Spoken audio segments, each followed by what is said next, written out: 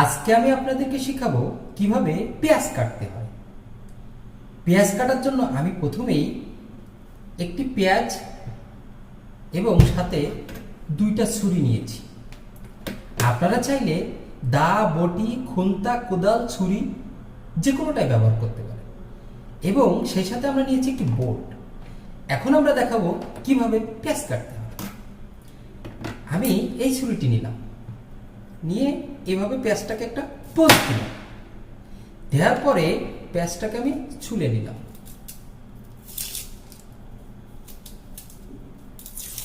আপনারা এভাবে পেঁয়াজটিকে ছুলে নেবেন। আমার একটু দেরি হচ্ছে চুলতে, আশা করি আপনাদের দেরি হবে না। এভাবে পেঁয়াজটিকে ছুলে নিলাম, পেঁয়াজের মাথাটি এভাবে কেটে নিলাম। এরপর পেঁয়াজটাকে কিভাবে কাটবেন, এভাবে কাটবেন।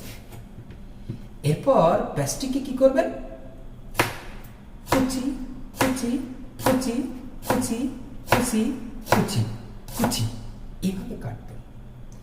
আপনারা যারা জানতেন না পেঁয়াজ কিভাবে কাটবেন, তাদের জন্য আজকের ক্লাস। এবং আজকের ক্লাস এ পর্যন্তই।